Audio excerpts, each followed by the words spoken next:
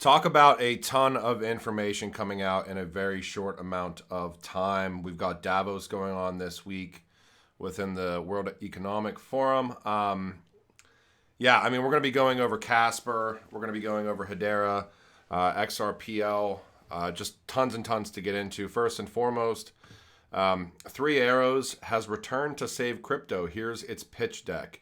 You all know kind of the fallout with FTX. And the association with 3AC looks like they're trying to get funding again for a new exchange called GTX. I would avoid this like the plague. So I'm not going to spend way too much time on that, just giving you guys a warning. Also seeing digitization aspects from the Bank of Thailand with the first virtual banks by 2025, as well as Japan pushing global crypto regulation, essentially wanting to regulate crypto or crypto exchanges like they do banks, which this should not be news to any of us. I think the narrative is pretty clear at this point in time, at least from the centralized exchange standpoint. Same risks, same rules, same regulations. Certainly going to be paying attention to that. Saw this come across today from the Consumer Financial Protection Bureau. Their next target is cross-border payments, and they're talking about exchange rates, fees, taxes, and a lack of transparency. I wonder what could potentially help with all of that. Well, the CFPB is certainly not new to discussing crypto, going into talking about Swift's GPI and XRP all the way back in 2019. In the future, there may be means by which banks and credit unions could reduce their remaining reliance on estimates, aka transparency, and they are about to tackle that from the cross-border payment sector. Interesting timing. Also, N26 rolling out a crypto trading platforms in Germany, Switzerland, Belgium, Portugal, and Ireland. This is the European digital bank N26. If you go into the cryptos that are supported, Bitcoin, Ethereum, Binance, Solana, you can see XRP, Doge, all of these other ones. Now, if you pay attention to this article, it looks like they're doing this through Bitpanda. Bitpanda also supporting XRP, which was interesting. Now, Ripple putting out a lot of documentation recently as well. This is pretty cool, actually. Enforcing NFT royalties at the protocol level is key to maximizing creator value, but not every blockchain or marketplace adheres to this standard. Learn why NFT creators are pushing back. This is also extremely interesting if you guys want to go to Ripple's Twitter. James Wallace, VP of Central Bank Engagements and Central Bank Digital Currencies, the Digital Pound Foundation upcoming webinar. So if you want to check out that webinar, you can see kind of the partners within the Digital Pound Foundation down here. Ripple, my vision is terrible. Soda, Modular, CGI, Billion. I think Electronium is a part of that as well, if I'm not mistaken. I want to say Quant for some reason. There's so much going on all the time. Also wanted to give a shout out. I talked to these guys this morning. They've been asking to talk to me for quite some time. But BPM Wallet, as far as getting a Wave 4 Ripple grant, $200,000. So that's a massive achievement. If you want to learn more about what BPM is doing as far as, and I think ticketing is a major use case of crypto and blockchain, the future of smart event ticketing, an adoption-focused event ticketing platform designed to streamline ticketing, increase security, and fix the problems that plague the industry worldwide. Go check out BPM. That's not a paid-for advertisement, but I had the pleasure of talking to those guys. Also, we'll have those guys in a Twitter space tomorrow. I'll talk more about that space here in a second. Hopefully, I'm going to get through this video in a timely manner because there's tons and tons of tabs up here. Saw this come out today as well. Have you had your data leaked in 2022? Blockchain could provide the answer. You can look at some of the catastrophes that have happened through platforms like Uber or Metabank. And I mean, this is a consistent thing. The one quote they have up here is the definition of insanity is doing the same thing over and over again and expecting different results. Well, I think blockchain technology certainly will represent kind of that clarity as far as hacking at some point in time. It's just from a data breach standpoint, especially when we get into like digital identity and stuff like that. And we're seeing like the same narratives. The European Union finance minister is saying the digital euro must offer privacy. Pay attention to these narratives as well. When you get down into here, like, and you really think about what CBDCs represent, Obviously, one example that always comes to my mind is, since learning and understanding about like what XX Network is doing, even with Project Tourbillon and Swiss National Bank, Bank for International Settlements, eCash 2.0, privacy is a huge mechanism for how I think CBDCs are going to operate as digital cash. So EU Finance Ministry talking about that. Also, Microsoft boss saying that blockchain needs a chat GPT moment. If you're not aware, obviously chat GPT PT and the AI aspects really exploded. I think they had, 1 million users in less than, it was like within like 30 or 45 days, which is crazy. I mean, way quicker even than Facebook hit 1 million users. It was 10 months, and Netflix 3 years. And also Digital Euro Project, Eurogroup statement. You can see again the kind of the privacy narrative. To succeed, a digital euro should ensure and maintain users' trust for which privacy is a key dimension and fundamental right.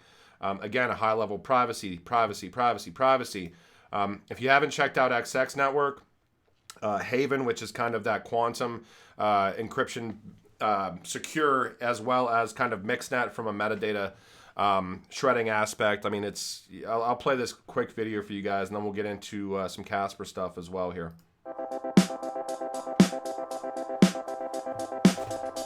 The real reason we're all here, or the real reason we should all be here, is privacy. The other non-private stuff will be able to link them and all their interactions together. The purpose of the meeting is to share and document information about the ongoing vision and the developments of the XX network. We started testing the XXDK with the XX Messenger, which is not only decentralized, but it's the only quantum secure metadata protecting communications tool in the world. We've come to a point where users have come to realize that the centralized control and lack of privacy in their online services just are not acceptable. Decentralization and global communities across national borders is hugely important. And we are one of the few organizations, communities that's dedicated to that. It's the freedom to express yourself, be it your thoughts or beliefs, with absolute privacy. People really should have the right to self-govern and self-moderate and speak for themselves without fear of reprisal. Yeah, really excited for when, if you're not aware, you can go to XX Network, you can go to Haven as well, and check out kind of the application that they have built, which is, going to consistently be updated. I'm really excited for when they have, and you can launch a public or a private Haven. I'm really excited for kind of even the mod aspects. Obviously, you don't have to have a moderation aspect within it, but I would love to get people in testing the application. I think it's really cool. So kudos to XX. That's a great video as well. Moving on to kind of Casper. There's a ton coming out of Davos from Casper as well. I caught this a couple of days ago here. This is IPWE, Digital Assets Announcement, and SIAM launch, the largest enterprise blockchain deployment in history. They're minting 25 million plus patent NFTs on Casper. On top of that, Casper sitting down with CZ Binance, probably nothing to see there. On top of that, they published on the stage kind of this Alliance Block initiative, which we've talked about Nextera ID before. This is a pretty long document. I'm not going to get into the weeds with it, but you can go and find that on Casper's main Twitter page. Certainly go to Alliance Block's Twitter page and see what they're building. The next era of self-custody, self-sovereign identity, and compliant DeFi. So this is from Rashid, obviously, founder and CEO Alliance Block. The importance of self-custody, self-sovereign identities, and compliance. Lack of self-custody, minimal privacy, lack of compliance, self-custodial wallets, privacy-first tech, regulatory frameworks. You can really see how all this stuff starts flushing together from a user standpoint with self-sovereign identities, enabling users to control the information they use to prove their identities, which is awesome. All right, moving forward into Hedera. There has been a ton announced with Hedera as well, some showcases going on. I wanted to touch base on the Upside Co-op on co-publishing their white paper with KPMG and Oric. This is massive to see a Hedera ecosystem project literally co-publishing an entire white paper alongside KPMG. So I would pay attention to all of the initiatives that Upside Co-op is facilitating right now. And I will kind of show you guys the white paper as well. Again, a little bit of a longer paper, so I'm not going to get through the entire thing. The future of work by ServiceNow. Also seeing a video with Hala Systems on here. I wonder if I can find it while we're doing this. I mean, these guys have been extremely active at Davos. the Halo Systems video is right here. Project, our friends over at the DFR lab at the Atlantic Council identified a series of attacks that occurred in Kharkiv at the beginning of March.